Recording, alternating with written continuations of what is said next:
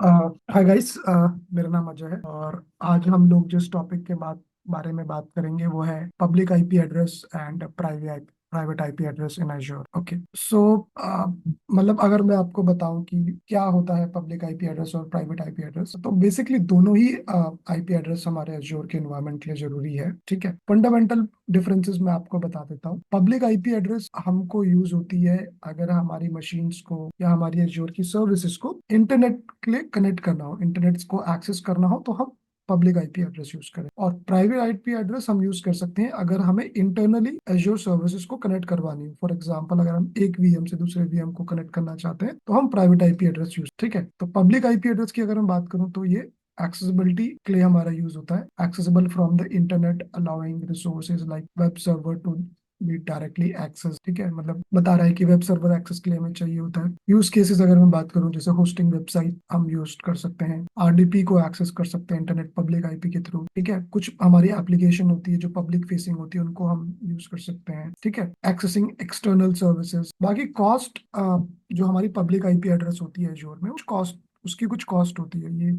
By default free नहीं होती है, उसकी कुछ कॉस्ट होती है। ठीक है, मैनेजमेंट की अगर बात करूं तो हम इसको स्टैटिकली भी असाइन कर सकते हैं और डायनेमिकली भी असाइन कर सकते हैं। ठीक है, तो हम ये करके देखेंगे थोड़ी देर बाद इस लेक्चर में, so we can understand better. ठीक है, प्राइवेट आईपी एड्रेस की अगर मैं बात करूं तो लाइक लिखा है कि only accessible within the virtual network where the resource is located. मतलब सेम वर्चुअल नेटवर्क के अंदर हम कम्युनिकेट करा सकते हैं रिसोर्सेज को through by private IP. Use cases अगर बात करें तो internal communication between the resources, secure hosting behind the load balancer और फायरवॉल। मतलब हमारे अगर बैकएंड में फायरवॉल लगा हुआ है या लोड बैलेंसर लगा हुआ है, उसके थ्रू भी हम इजिली इसको कम्युनिकेट करा सकते हैं। इसका कोई कॉस्ट नहीं होता इसको यूज करने का। और मैनेजमेंट की बात करें तो ये ऑटोमेटिकली असाइंड होती है हमारी एज्योर सर्विसेज को, लाइक वर्चुअल मशीन को, फ्रॉम दी सबनेट जो उसका रेंज होता है, और ये इंटरनेट से एक्सेस नहीं होती जनरली। तो अगर मैं बात करूं कि कब हमें प्राइवेट आईपी एड्रेस चाहिए, कब हम पब्लिक आईपी एड्रेस को यूज कर सकते हैं, तो डिपेंड करता है हमारे यूज केसेस के ऊपर। तो अगर मैं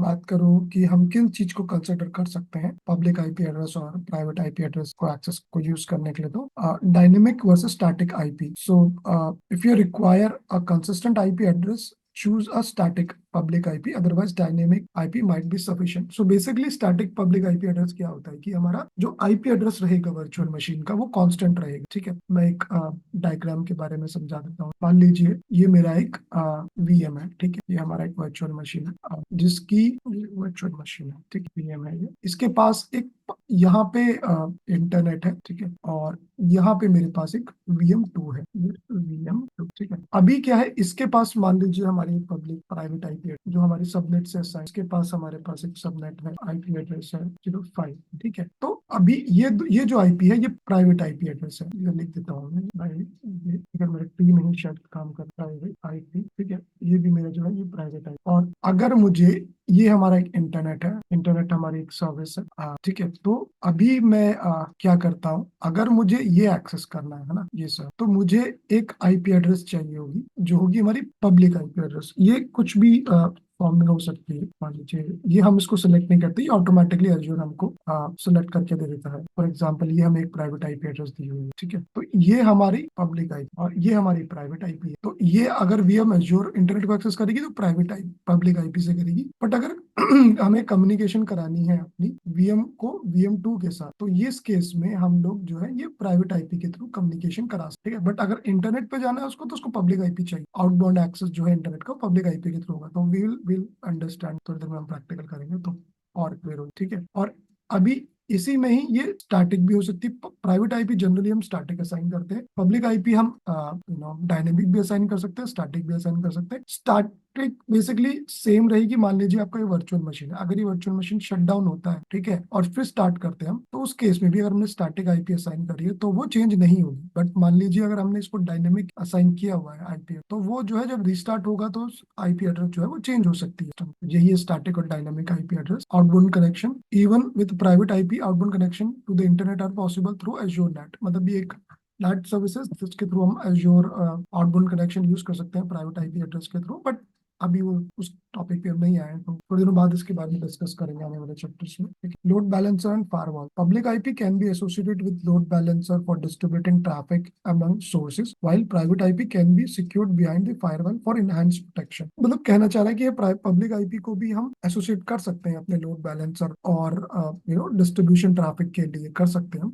बट प्राइवेट आईपी जो है वो सिक्योर होती है और प्रोटेक्शन मोर देती है जो अगर फायरवॉल के पीछे हो तो। डायनेमिक आईपी एड्रेस और ये स्टैटिक आईपी एड्रेस का पब्लिक आईपी एड्रेस का डिफरेंशिएट है, ठीक है। Dynamic IP address not assigned immediately upon creation, IP address allocated when the associated with the resource like we. So basically dynamic IP जो है वो बाय डिफॉल्ट क्रिएट नहीं होती है, उसकी वैल्यू असाइन नहीं होती है, तब होती है जब हमारा आईपी एड्रेस जो है वो वीएम, जो हमारी आईपी है वो एसोसिएट हो जाती है किसी वीएम के साथ।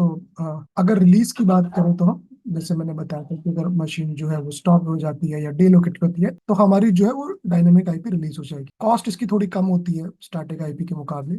यूज केसेस मतलब टेम्परेरी हमें किसी को आईपी पर ड्राइव करना, जो रिसोर्स की डिपेंडेंसी है वो फिक्स ना हो आईपी। डिप्लॉयमेंट मतलब टेस्टिंग फेज में अगर है तो हम उसको कर सकते हैं, ठीक है। फिर वही स्टैटिक पब्लिक आईपी एड्रेस है। स्टैटिक मतलब कि जो आईपी एड्रेस जो है वो फिक्स रहेगी उस मशीन के साथ, assign permanently when created and remain associated with your account until explicitly released. persistent IP even if the associated resource is stopped, delocated और removed। मतलब आईपी एड्रेस जो है वो कांस्टेंट रहेगी, डिलीट चेंज नहीं होगी अगर वर्चुअल मशीन स्टॉप भी हो जाए या डिलोकेटेड भी हो या मूव, ठीक है। अगला है कॉस्ट। कॉस्ट इसकी थोड़ी हायर होती है। यूज केसेस मतलब रिसोर्स रिक्वायरिंग अ कंसिस्टेंट और प्रेडिक्टेबल आईपी, प्रोडक्शन एनवायरनमेंट के लिए यूज कर सकते हैं, डीएनएस रिकॉर्ड के लिए यूज कर सकते हैं, एएससीएल के लिए यूज कर सकते हैं, वीपीएन कनेक्शंस में भी हम static public IP will discuss this in later on. अगर की डिफरेंसेस की बात करें दोनों में तो पब्लिक आईपी एड्रेस मतलब और स्टैटिक आईपी एड्रेस में और डायनेमिक आईपी एड्रेस में, तो स्टैटिक आईपी रिमेन्स कांस्टेंट और जो डायनेमिक आईपी एड्रेस है that will remain under circumstance conditions this can be changed, ठीक है। तो कॉस्ट इसकी हायर होती है स्टैटिक आईपी एड्रेस की डायनेमिक के मुकाबले, और सुटेबिलिटी स्टैटिक आईपी एड्रेस जो है ऐसे रिसोर्स के लिए ज्यादा रिक्वायर्ड होती है जिसमें फिक्स्ड आईपी एड्रेस हो। डायनेमिक जो है वो थोड़ी चेंज हो सकती है, ठीक है। कंडीशनल एडिशनल कंसिडरेशन की अगर मैं बात करूँ और भी कुछ होता है, जैसे एसक्यूज में अगर बात करूँ तो SKUs offer basics and standard SQ for public IP address, ठीक है। तो मतलब आईपी एड्रेस के अंदर भी एसक्यू होता है, बेसिक और स्टैंडर्ड। बेसिक में क्या होता है, ये सब डायनेमिक आईपी एड्रेस को सपोर्ट करता है। स्टैंडर्ड जो होता है वो स्टैटिक और डायनेमिक आईपी एड्रेस आप उसमें ले सकते हैं। कुछ दिनों में वैसे बेसिक एसक्यू जो है जो डिकमीशन करने वाला, तो आफ्टर सम टाइम हमारे पास जो है वो स्टैंडर्ड ही एसक्यू सपोर्ट होगा, ठीक है। थ्योरी में फिलहाल इतना ही, देन हम लोग प्रैक्टिकल करेंगे तो विल अंडरस्टैंड बेटर। तो ये मेरा एज्योर का पोर्टल है, ठीक है। तो मैं वर्चुअल मशीन्स पे अगर क्लिक करता हूँ तो मेरे पास ये लास्ट वीक मैंने ये वर्चुअल मशीन बनाई थी। अगर आप देखोगे लेक्चर 1 तो उसमें आपको दिख जाएगा कि मैंने कैसे वर्चुअल मशीन क्रिएट की थी, ठीक है। तो ये बेसिकली पब्लिक आईपी एड्रेस है एज्योर की वर्चुअल मशीन का। और अगर आपको चेक करना हो तो प्राइवेट आईपी एड्रेस अगर आपको चेक करनी हो एज्योर वर्चुअल मशीन की तो वो आप नेटवर्किंग में आकर यहाँ पे देख सकते हैं। Net card private IP address 10.0.0.4, ठीक है, जो इस पे भी शो हो रहा है। ये हमारी जो है सेम आईपी एड्रेस है, ठीक है। भले ही मेरी जो पब्लिक आईपी एड्रेस है वो चेंज है, अगर मैं इसको चेक करूँ तो ये स्टैंडर्ड है इसकी, उसका रीजनल है और आईपी एड्रेस उसका ये। तो मैं एक वर्चुअल मशीन दोबारा से हम लोग क्रिएट कर देते हैं ताकि हम आपको बता पाएं कि वर्चुअल मशीन कैसे क्रिएट के अंदर फिर हम public IP private IP address कैसे, ठीक है। तो मैं एक नई वर्चुअल मशीन क्रिएट कर देता हूँ, इसको मैं लाग देता हूँ आज पब्लिक वीएम। तो वर्चुअल मशीन का नाम है पब्लिक वीएम, ठीक है। तो ये पब्लिक आईपी एड्रेस है। अब रीजन की मैं बात करूँ तो सेंट्रल इंडिया, अवेलेबिलिटी जोन इसके हम नॉन डाल देते हैं, ट्रस्टेड स्टैंडर्ड रख देते हैं, उबंटू सर्वर इसको चेंज कर देते हैं विंडोज 2016 सर्वर में, ठीक है। साइज मैं यही रख लेता हूँ, पासवर्ड इसका यूज कर लेता हूँ, आईपी एड्रेस साइन कर देता है। रिपोर्ट्स नेटवर्किंग में अगर मैं बात करूँ तो यहाँ पे हम लोग जो है डिस्को डिफॉल्ट में ही रख रहे हैं सबनेट में। वर्चुअल नेटवर्क इस सीरीज 10.1.0.016 सीरीज की, इसको मैं पब्लिक आईपी वीएम, ठीक है, डिफॉल्ट ये है पब्लिक सबनेट कर देते हैं। ये virtual network NIC group public IP outbound access enabled है 6 एक्सेस एनआईसी। तो यहाँ पर हम पब्लिक आईपी एड्रेस साइन करते हैं। मेरे जो वीएम बन रही है उसकी पब्लिक आईपी एड्रेस हमारे पास यही रन करेंगे तो कुछ साइन आप चाहे तो क्रिएट चेंज भी कर सकते हैं। यहाँ पे आप इसको रख देता हूँ पब्लिक आईपी ऑफ वीएम, ठीक है। बेसिक स्टैंडर्ड मेरे पास यहाँ पे आ रहा है, static option routing preferences Microsoft routing public IP of VM कर वर्चुअल मशीन क्रिएट हो चुकी है। अगर मैं क्लिक करूँ गो टू रिसोर्स पे तो देखिए आप ये हमारा हमारी पब्लिक आईपी एड्रेस है, ठीक है।